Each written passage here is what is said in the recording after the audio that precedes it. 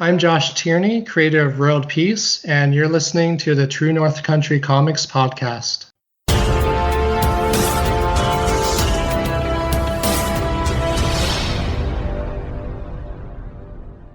Welcome to the True North Country Comics podcast, dedicated to promote Canadian comic book creators and supporters.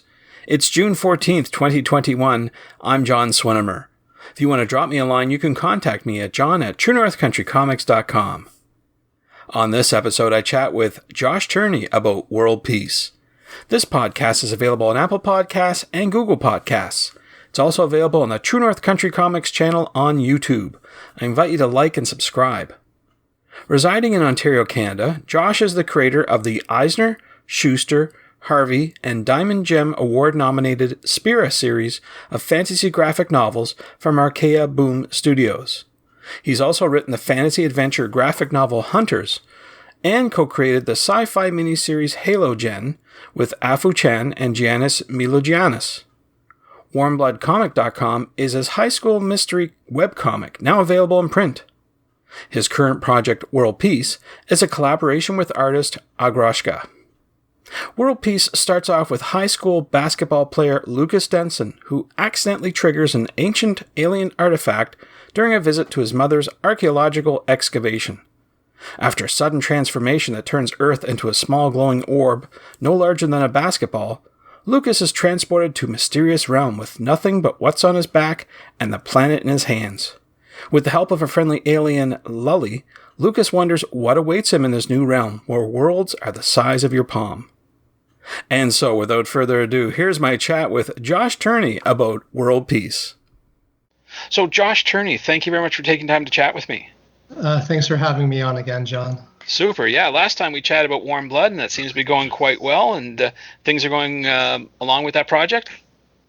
Yep, it's continuing as a webcomic, and if sales are on track, then the next Warm Blood book could come out next year, according to the publisher. Very good. Very exciting stuff. Good stuff. So wanted to ask you what you're reading today. Who is on your bookshelf these days when it comes to comic books or graphic novels?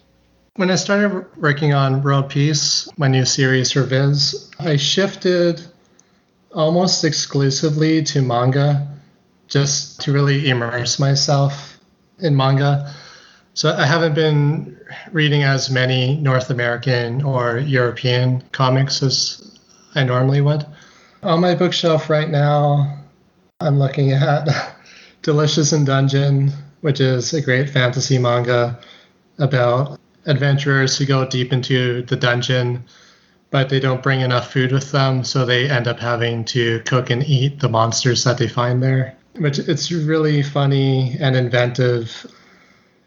I've also been reading a lot of shonen manga since shonen manga, which is like boys action comics like Dragon Ball, stuff like that. That was like one of the key launching points for World Peace, since I wanted it to be my take on shonen manga. So I've been reading, I'm literally looking at my shelf right now. I've been reading One Punch Man, Mob Psycho 100. Both are written by Japanese creator called One, who got his start in webcomics as well.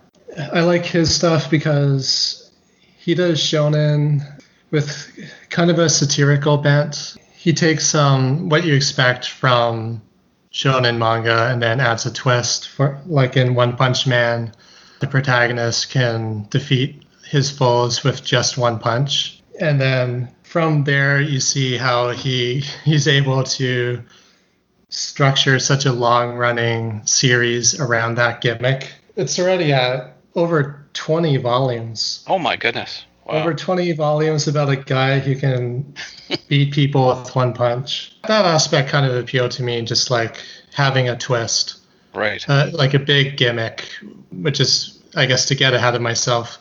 One of the reasons why World Peace, it's about the Earth gets miniaturized to the size of a basketball, and it's a basketball player who is basically put in charge of trying to turn the Earth back to normal. So I came up with that idea, and I was like, okay, I got this cool gimmick that no one has really seen before. Since this is the True North Country Comics podcast, I'd like to proudly say that World Peace opens in Toronto, straight up Toronto, and the protagonist is Canadian. So I think that's pretty cool for major publishers like debut original series to have some Canadian content in it.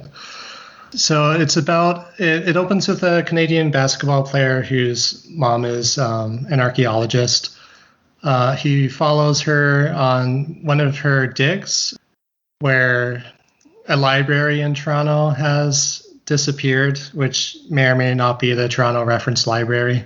And it just vanished. So now the government has brought in archaeologists to kind of do a dig and try and get to the bottom of why it vanished. So Lucas, the protagonist, he's kind of looking around the dig, and then he gets left alone, and he's kind of clumsy.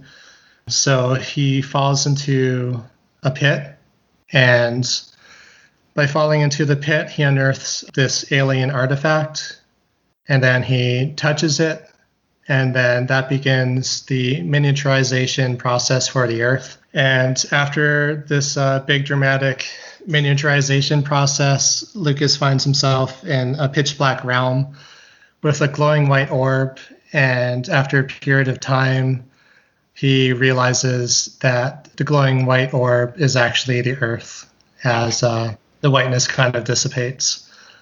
So in the black realm of the Earth, Lucas stumbles upon an alien named Lully, who's this girl who's kind of almost dressed like a fairy tale princess. And then Lully leads Lucas to her world through an opening in this realm of blackness to a planet called Afin, which is a world that's very different from Earth. It has robots that are referred to as probots. It has all sorts of strange alien creatures and flora and fauna. And from there, Lucas starts his grand adventure to return the Earth to normal with Lully, and they meet an officer in the probot army named Mitten, and he ends up helping them as well. Maybe you could talk a bit about the origins. How did you get involved in this to begin with? I feel like it's probably like the luckiest moment in my life, I suppose. Oh, wow. And I feel like if I didn't go to TCAF, I wouldn't be writing World Peace right now. Because the editor of the Viz original lines, Fawn Lau, she would go to TCAF and she would come to my table and she would pick up whatever the latest volume of Sparrow was, which is my fantasy graphic novel series.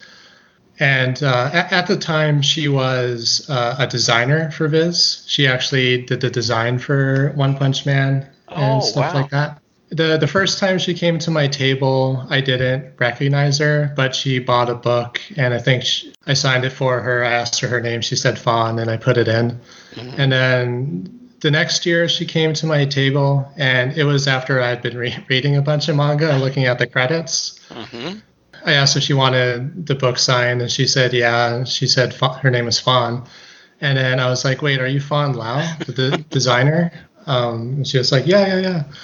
We started talking about manga and design. Each year after that, she'd come to the table, buy whatever the newest book was, and we talk about manga together. I actually asked her why she picked me to write an original manga for Viz, because I was just so curious. And she said that it was because she felt like my writing already had manga sensibilities to it. There is some manga influence in my writing, so thanks to going to TCAF and meeting Fawn there when she was a designer before she even became an editor, and now she's an editor, and she thought of me for this. So I just feel just unbelievably lucky. Absolutely. No, that's tremendous. I mean, you never know who you're going to run into when you go to these festivals. So it pays off in the end. There you go. I feel like, it's now whenever I talk to people and they ask for advice, I have actual proof that networking is essential. There you go. Absolutely. Well, I want to talk a bit about your collaborator on World Peace, Agroshka. I know that you worked with Agroshka before on Warm Blood, but wondering, why you picked that person specifically to help you with this project. So I had a very short list of artists that I knew that are very manga inspired, and Agroshka was one of the names on the list. One of my good friends who has been involved with all of my projects is Afu-chan. He did the covers for Spera and Warm Blood, and he also did the character designs for both of those series. We're usually thinking of things to do together. So I had asked him first, but he said he was too busy with a series called Outer Darkness at the time. Mm-hmm. But then he said, how about Agroshka? I really like her Warm Blood pages. And I had Agroshka on this very short list of about 5 artists that I was thinking of. And I was like, yeah, that's a great idea. I already have Agroshka on my list. And then I also talked to Fawn and showed her the list. And Fawn was like, how about we go with Agroshka because this would be her debut. She hasn't been published before. She's done like editorial illustrations and things like that, but nothing for comics. She had done 2 pages for Warm Blood, but those are still just online. When those come out in print, it'll be in a later book. So Fawn was thinking she wanted to find somebody that would be new, that Viz could kind of like build up from the ground up. So it became clear that she was the obvious choice because I had her on my short list. I asked Afu and he said Agroshka. Talked to Fawn, she said Agroshka. So it's like, okay, it's Agroshka. There you go. It all worked out. What sort of workflow did you have with Agroshka? I wonder if you could walk me through the process of how you created it from initial idea to the finished page. So when Fawn invited me, I came up with the idea. And then we kind of bounced general ideas back and forth. Like initially, I wanted to be a kind of a steampunk thing, but Fawn wanted it to be more full-on sci-fi. And I just asked her questions about stuff like that. Like that was all for the initial ideas, and then we brought like after that, the initial concept. That's when we brought in Agroshka. And we started working on it with her. So as I was coming up with the characters, Agroshka was sketching them out. And I had to come up with a full summary for the entire series, which is 4 books. I kind of bounced that back and forth with Agroshka a little bit because I have my own personal tastes, and I feel like sometimes my ideas maybe aren't quite mainstream enough or accessible enough. So there were some things that she kind of helped out with for the series summary. Same with Fawn. And then after the full series summary was done, I just started writing. And every time I wrote a full chapter, I would hand it to Agroshka, and then we just like bounce ideas back and forth for the character designs and the world design, the general aesthetic, stuff like that. But we've been working really closely together, especially on all the designs. I'll send her reference material and describe what I want. Some of the designs will bounce back and forth quite a bit. Sometimes she'll just like nail it on the first go. Yeah, and she sends me everything from the thumbnails to the pencils to the inks. I can look everything over, see if we need to make any changes. I imagine all pretty standard stuff, but that's how we work together. We email each other almost every day. We started doing weekly meetings as well. Yeah, I think that covers it. Yeah, it turned out well. I think your collaboration really shows how you were in sync as you were, not only just figuring out what should go on the page, but how it should look. So I think the end result is great. So good job there, that's for sure. Yeah, because she's been a fan of science fiction all of her life, but hasn't had really many at all opportunities to do sci-fi. So I get the sense that for Agrashka, this is her chance to really go all out and just put all the sci-fi ideas that she personally has had her life. I feel like I can sense some of that going into World Peace. Yeah, absolutely, for sure. I want to switch gears here just a wee bit and step back and talk about manga in North America.